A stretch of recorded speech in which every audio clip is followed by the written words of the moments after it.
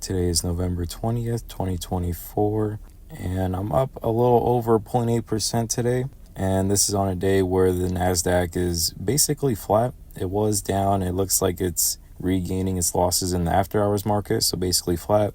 And if we take a look at the 1 year performance, the NASDAQ is up about 30% year over year. Year to date, 24%. Past 3 months is 4.8. 1 month, 1.7. 1.5 down for the week, and of course flat today. And if we take a look at mine, I am up 150% for the year, 105% year to date, 58% 3 months, 1 month 33.5, 1 week 7.6, and of course today 0.8. And for the past few days, it does seem like Robinhood is definitely carrying my portfolio. Palantir has kind of had a cool off period. Nike, of course, keeps going down every time I buy it. Treasuries have basically been doing nothing after that huge downward sell-off. And Tesla and Honest, of course, have been doing very well recently. Let's take a look at the prices. $36 for Robinhood. Anybody that has seen my previous videos will know my price target is still $50 for Robinhood. Palantir is $61. Nike is $73.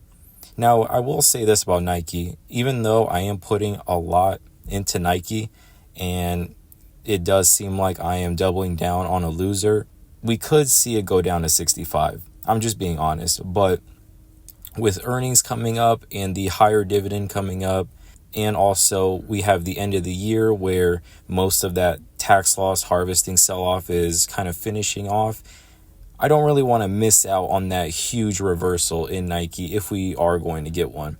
Obviously, that's not a buy-sell recommendation. That is not guaranteed. I'm not trying to predict the future.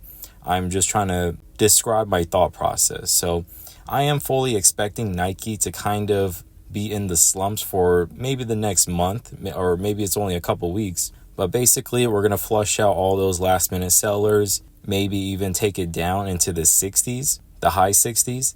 But I do expect Nike to eventually have a reversal. I wouldn't be putting my money into it if I didn't think that. I could be wrong, of course. You guys shouldn't be copying me. But the other disappointment in my portfolio is TLT. But I don't really want to talk about Treasuries right now because what's even the point? I don't even know anymore. Like, it goes up and down.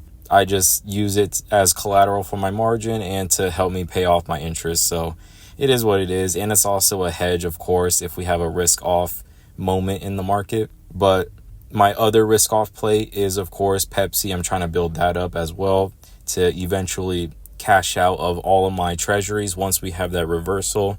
And if we don't, it is what it is. I'll have to take my loss. But of course, Tesla is 340. I don't even want to try to predict where Tesla is going to go. If you guys have noticed, I don't put a price target on Tesla because there's really no point. That stock will do whatever it wants to do. I'm just in it because I really like the company. I believe that we will have autonomous robots and more automation, more EVs on the road. And actually, one thing that I have noticed in my area, obviously I'm not going to tell you guys where I live, but I do live in a town, let's just say, that doesn't really believe in EVs, like kind of small town-ish. We don't get too many EVs here. But if I remember correctly on the news, I think Trump is going to take away that EV tax credit.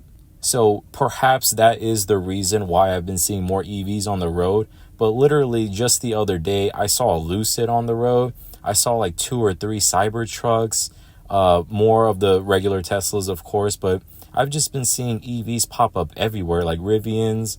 This is definitely not an EV town. I'm just going to put it that way. But I have been seeing a ton of EVs hit the road ever since that news hit. And Honest, of course, I still have my price target at around $10, and then after 10 we'll hit 15, and then it's takeoff from there. And also, I did say this in a previous video, but I really hope Honest does not cash out. I hope they do not accept any offers from any big company. I just want them to stay independent, keep doing what they're doing, research and development, keep pushing out new products. I don't think they have any bar soaps yet. I would love to see some bar soaps, but just keep pushing out new, great, innovative products. And eventually, when the share price is high enough and they have the earnings and cash flow to justify it, eventually pay out a dividend. And I would love a dividend from Honest. And of course, PayPal, I fully expected to get back into the hundreds area. Pepsi is just kind of in the slumps right now, but I expect that to turn around. I believe Siete is still on the table. They're still going to go through with it. And I think Siete is great diversification in their business model, because right now most of their products are junk food. And Siete, the perception of Siete is it's a little bit healthier, more conscious brand. So that's a great buy for them. SoFi, I fully expected to hit 20. American Express, it's such a small position in my account. I just let it do its thing. Burberry, it is a loser so far, but their financials are not too bad in my opinion. And so I'm just holding my small position to see if it turns around. I did take a bit of a loss earlier just to harvest some of my losses and to make a smaller position in my account. But after that, I really wish I had more EA, but it is what it is. I do have 10 shares of EA. Let me change this real quick. Yeah. And VF Corp is just such a small position. I bought it when it was, I believe, 14. 14. And recently it was in the 20s, and then it just kind of gave up. But, I mean, it is what it is. I just buy it because, I bought it because of the yen crisis when we had that one-day huge correction. And so I scooped up some shares. I'm just going to keep collecting my dividend. I only bought it because I personally buy a lot of vans. So it is kind of a weird reason. It's not financial advice, definitely, but I just like owning the products that I buy. And of course, Google, Nubank, it's just such a small position. I don't even know if I should talk about it.